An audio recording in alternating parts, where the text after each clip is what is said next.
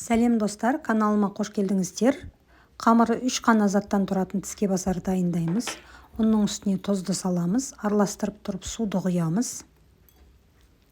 Суды аз-аздан құямыз. Бастысы ұн мен су кішкене біріккеннен кейін, содан кейін барып қалған судың барлығын толығымен құйып, массамыз біркелкі болғанша араластырамыз. Ең бастысы ұнның түйіршіктері болмағаны дұрыс.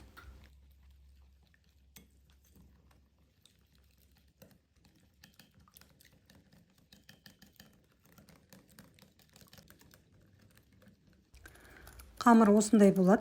Енді арасына салатын начинкасын дайындайық. Теркадан сырды өткіздім. Үстіне замороженный петрушка қолдандым. Енді свежийді қолдана беруге болады. Содан кейін дәміне қарай тұз, осы үшеуін араластырамыз. Не болмаса картошкадан жасалған начинкада қолдануға болады. Қамырын осылай блинчик сияқты құйып, түбі жабыспайтын табаға пісіреміз орташа отта.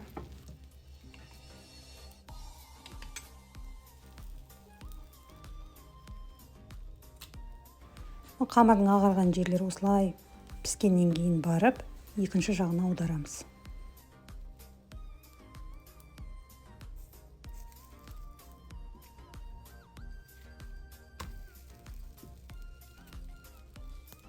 Енді осының арасына бағанағы начинкамызды саламыз бір шетіне, жарты бөлігіне. Бұл қамырдың түрі ақшылдау болады, өйткені құрамында ешқандай сода, жаңағы разрыхитель болмағаннан кейін бұл қамырдың қызаруы кішкене ұзақтау болады. Орташа отта осылай шеті өзінде резина сияқты қамыр болғаннан кейін бірігіп қалады бастырған кезде. Енді осының қызарғанын күтеміз.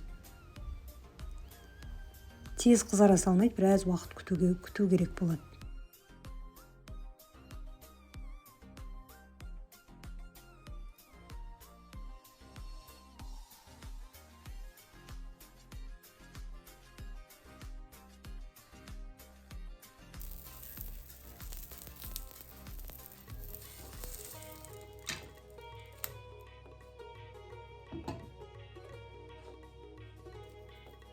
Ыстықтай алғаннан кейін үстіне кішкене сары май жағып жіберсеңіздер өте дәмді болады. Ыстықтай қамыры жұмсақ болып, сыры еріп, тартылып күшті болып тұрады. Енді салқындағаннан кейін кішкене қатады, сондықтан жылыдай жеген дұрыс.